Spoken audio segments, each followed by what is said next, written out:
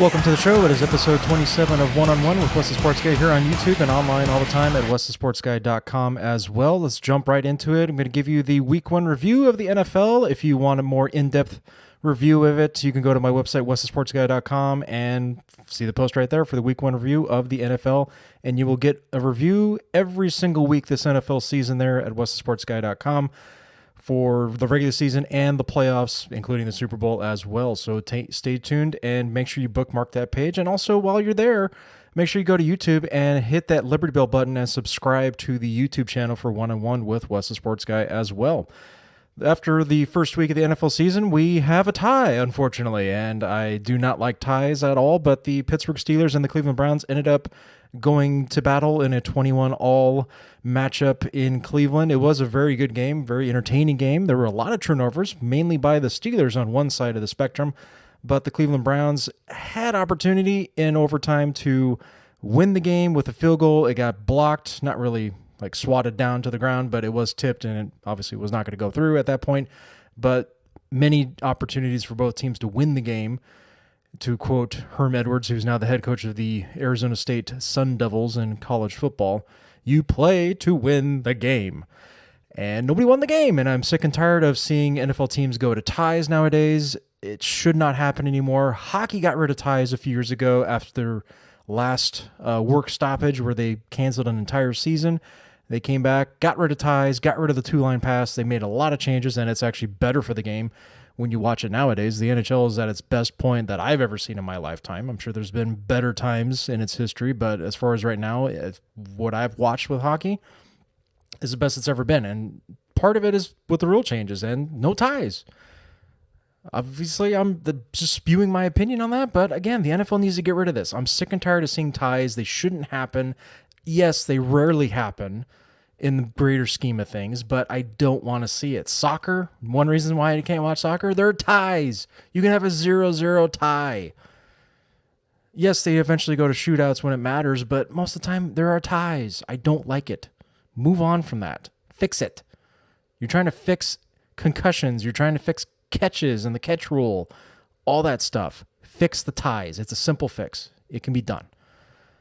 Other game I focused on this week for Week 1 review of the NFL, go to westhesportsguy.com to get a more in-depth review of it. The other game was Aaron Rodgers. He almost went down with another serious injury. He missed a good portion of the first half of the Sunday night game against the Chicago Bears, but he ended up coming back in the second half and led the Green Bay Packers on a furious charge to get a comeback victory against the Chicago Bears, and Khalil Mack was really stealing the show in that entire first half. But for some reason in the second half, the Chicago Bears forgot how to pressure the quarterback, and that's how the Green Bay Packers ended up winning that game. Of course, the scheme for the Green Bay Packers was not so much to let Aaron Rodgers do his thing and take his time to find the right matchup and the right receiver at that point in time in the game. It was a lot of quick passes, short passes, trying to get the ball out quickly, so he did not have any pressure on him. But that just kind of threw Chicago out of their game, and they had no chance, and the offense also sputtered. They went 3 and out a bunch of times when they shouldn't have. And it just a complete meltdown, you could say, for the Chicago Bears. They had that game in hand until the second half, and the momentum just completely flipped. And going forward, Aaron Rodgers does have a sprained knee, so that's going to be an issue for them the entire season, and it will be as long as he is still their quarterback, is his health. You have to keep him upright if you want to have any chance of making the playoffs, let alone getting to a Super Bowl, and the Packers need to figure that out fast. It's a good thing it's only the first game, but this can't happen the rest of the season. The other matchup I focus on this week for Week 1 review of the NFL is Fitzbeard the Pirates. That is his nickname, and I'm sticking to it. I'm claiming it right now. Ryan Fitzpatrick, Fitzbeard the Pirate.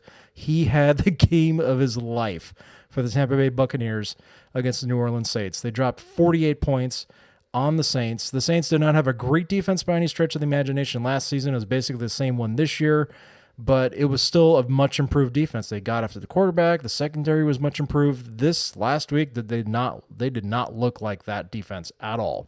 It was just a complete bulldozing by the Buccaneers, and Fitzpatrick no shock. If you have a somewhat decent quarterback, he should be able to make that offense work. When you got Mike Evans, Deshaun Jackson, O.J. Howard, just to name a few weapons that he was throwing the ball to this past week. I mean, speaking of Deshaun Jackson, Mike Evans had great games. Evans you expect because he is the number one receiver, but Deshaun Jackson, that was his best game since being signed as a Buccaneer from last offseason. And you have to wonder going forward with Tampa Bay, if they can actually be 2-1 or 3-0 going into Jameis Winston's suspension, is Fitzpatrick going to be the guy? And the head coach, Dirk Cutter, has already said that publicly before the season started, that they're going to go with the hot hand. If that's the case, there's no guarantee Winston's going to get his job back.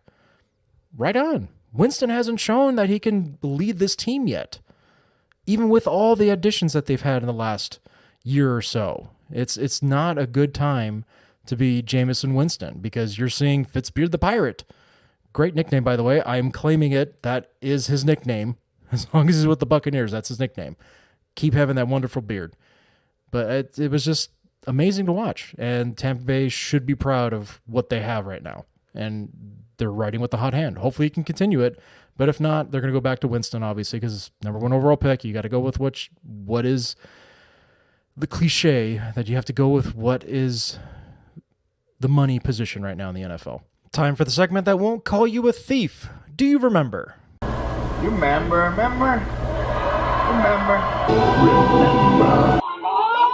Do you remember when Serena Williams last threw a temper tantrum?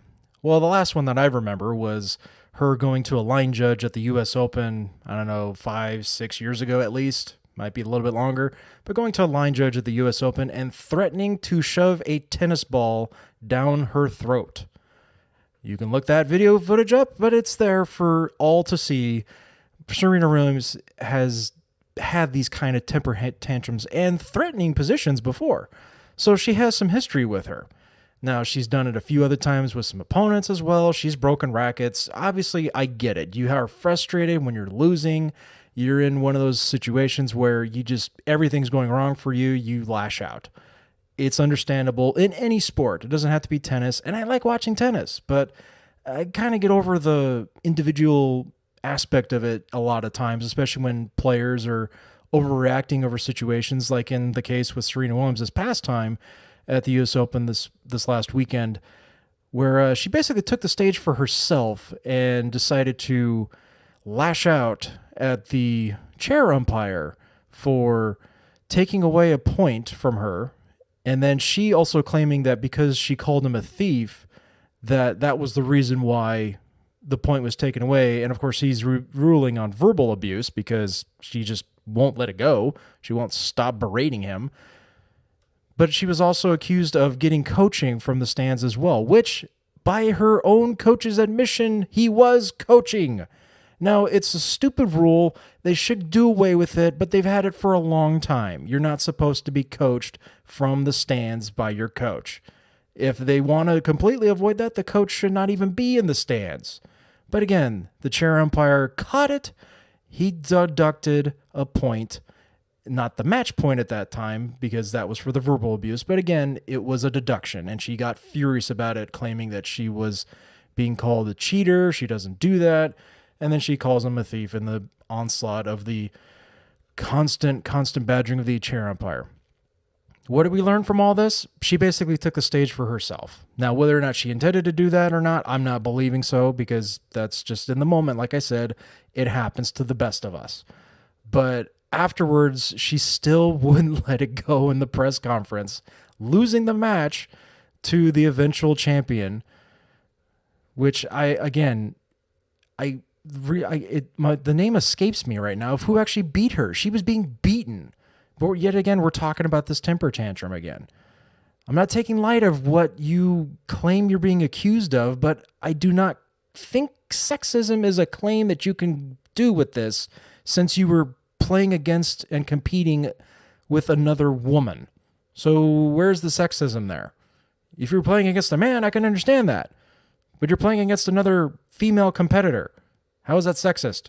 That you're being deducted a point for your coach breaking a rule that he admits to doing, yet it's somehow sexist. I don't understand the aspect of that. Why is there an argument for that? But again, I want to give the praise to her opponent. She rightfully was giving praise to the opponent afterwards, but she wouldn't drop it. Seeing the reaction that she's been getting since that, I like to think that it's going to be a little more curtailed going forward in the future. But again, she has some history with a lot of these kinds of outbursts, including threatening a line judge by shoving a tennis ball down her throat. On to better things. The feel-good story of the week comes from Coon Rapids, Minnesota, from the fire chief on the anniversary of September 11th.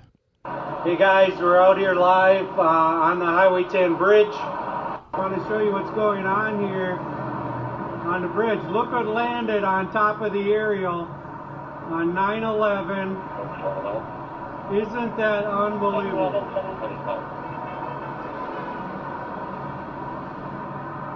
This eagle just landed on the aerial while we're doing the 9/11 memorial. Phenomenal. We're all set up here so nobody forgets. And there goes the eagle. Landed right on top of the aerial. Unbelievable. And that is a very, very nice thing to see. Really not much more I can add to that. Seeing a bald eagle land right there on top of the ladder that they have set up for that 9/11 memorial, which they've done every year since that dreadful day. On a side note, if you want to see my tribute based off of a blog post that I wrote for the 10th anniversary of the September 11th attacks in 2011, I put a video together this past week for the 17th year anniversary of that dreadful day on my YouTube page at West Sports, or one-on-one with West Sports Guy, excuse me, and it's also at westsportsguy.com as well if you'd like to check that out. And once again, our thoughts and prayers are continuing to be with those that were lost and their families ever since that day. That video was dedicated to them, as is that blog post, which you can also find at westsportsguy.com, titled I Still Remember. Thank you for tuning in this week. I will see you next week for episode 28 here on YouTube. Make sure you subscribe and hit that Liberty Bell button to get the notifications for every new video that is posted. I will see you next time.